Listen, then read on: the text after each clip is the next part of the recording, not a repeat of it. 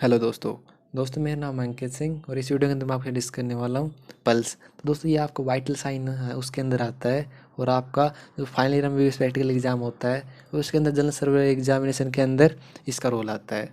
तो इसके अंदर क्या क्या बात एग्जामिनर पूछता है, कैसे डेमोन्स्ट्रेट करना होता है, कहाँ का करना होता है, क्या क्या बातें आपको ध्यान रखनी होती हैं, तो सारी बातें इस वीडियो के अंदर हम देखने वाले हैं। तो सबसे पहले बात आती है डेफिनेशन ऑफ पल्स।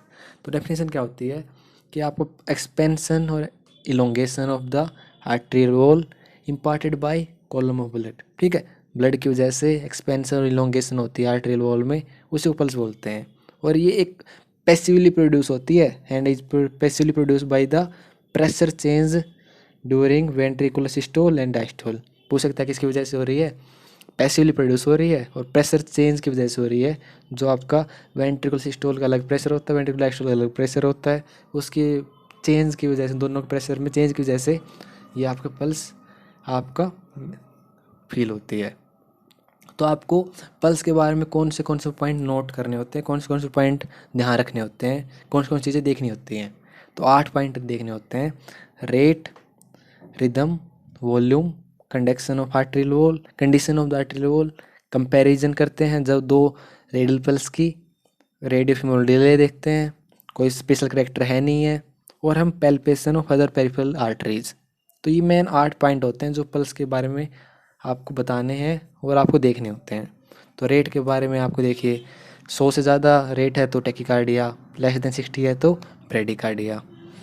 कौन सी कंडीशन मिल सकता है ये, एक्सरसाइज, फिजियोलॉजिकल थायरोइडोसिस केस में आपको टैकीकार्डिया मिल सकता है। एथलीट्स के अंदर नॉर्मली फिजियोलॉजिकल ब्रेडिकार्डिया मिल सकता है। और आपका जो सेकेंड डिग्री हार्ट ब्लॉक है, कंप्लीट हार्ट ब्लॉक है, उसके अंदर ब्रेडिकार्डिया मिलता है। ठीक है। रिदम 2 टाइप का हो सकता है, रेगुलरली रेगुलर, इरेगुलरली रेगुलर। इसके अंदर सेकेंड हार्ट ब्लॉक के अंदर आपको ये मिलता है और रेगुलरली आपका कोई भी वो नहीं, पैटर्न नहीं है, वो आपका एट्रियल फिब्रिलेशन का इसका एक क्लासिकल एग्जाम्पल है। तीसरा आता है आपको वॉल्यूम। वॉल्यूम आपको क्या पता होना चाहिए, कौन सी बातें ध्यान रखनी होती हैं कि वॉल्यूम क्या होता है। Amplitude of the pulse wave reflect the width of the pulse pressure. जो पल्स वेव का एम्पलीट्यूड होता है और उसकी जो विड्थ है वो आपके पल्स प्रेशर की वजह से रिफ्लेक्ट होती है। उसी को मेनली हम वॉल्यूम के अंदर क्या क्या देखेंगे, हम 2 टाइप का हो सकता है, हाई वॉल्यूम पल्स हो सकती है, लो वॉल्यूम पल्स हो सकती है। ये आपका हाइपरकाइनेटिक कंडीशन जैसे एक्सरसाइज, पायरेक्सिया, थेरोस्क्लेरोसिस की कंडीशन मिल सकता है। लो वॉल्यूम आपका शोक, कंजेस्टिव कार्डियक फेलियर के अंदर मिल सकता है। ये 3rd पॉइंट था। चौथा पॉइंट आता है आपका condition of the arterial wall. Normally आपका वॉल होती है आर्टरियल वॉल, वो इम्पेल्पेबल होती है, लेकिन जो थी आर्टरीस्क्लेरोसिस केस में ये आपको पेल्पेबल हो जाती है। ठीक है, तो ये कंडीशन हुई। 5th पॉइंट आता है कंपैरिजन बिटवीन 2 रेडियल पल्स। दोनों रेडियल पल्स को हम चेक करते हैं इक्वल होनी चाहिए। अनइक्वल किसकी बहुत सारी कुछ कंडीशन होती हैं, जैसे एनोरिज्म होता है, आर्च ऑफ एरोटा, उस कंडीशन में आपका अनइक्वल मिल सकती हैं, एक साइड आपका ज़्यादा मिलेगी, एक साइड कम मिलेगी। उसके बाद हम रेडियो फीमोरल डिले देखते हैं। नॉर्मली कोई डिले नहीं होना चाहिए, लेकिन embolism of aorta, coarctation of aorta, वहाँ पर आपका रेडियो फीमोरल डिले मिलता है। स्पेशल करेक्टर के अंदर हम देखेंगे 7th पॉइंट के नीचे देखेंगे। इसके अलावा जो अदर आर्टरी हैं जैसे एंगलन artery, brachial, carotid artery, femoral, उनको भी हम इस पल्स के अंदर देखते हैं। ठीक है, तो 7th मतलब स्पेशल करेक्टर। उससे पहले हमें पता होना चाहिए कि पेशेंट का आर्म किस कंडीशन में होना चाहिए। फोरआर्म आपका सेमी प्रोनेटेड पोजीशन में होना चाहिए और रिस्ट आपका स्लाइडली फ्लेक्स होने चाहिए। तो उस पोजीशन में हम मेनली पल्स को चेक करते हैं अपनी 3 फिंगर से।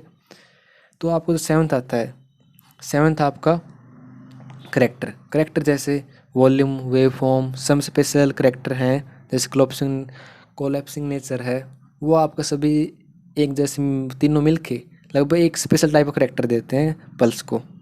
तो जैसे example anacrotic pulse, dicrotic pulse, water hammer pulse, pulsus bisferiens, pulsus alternans, pulsus bigeminus, pulsus paradoxus, 3D pulse, bounding pulse, jerky pulse, ये और डिफरेंट टाइप ऑफ करेक्टर होते हैं। ठीक है, इनको हम डिटेल में नहीं देखेंगे, लेकिन आपको पता होना चाहिए करेक्टर के अंदर कौन से स्पेशल करेक्टर आते हैं।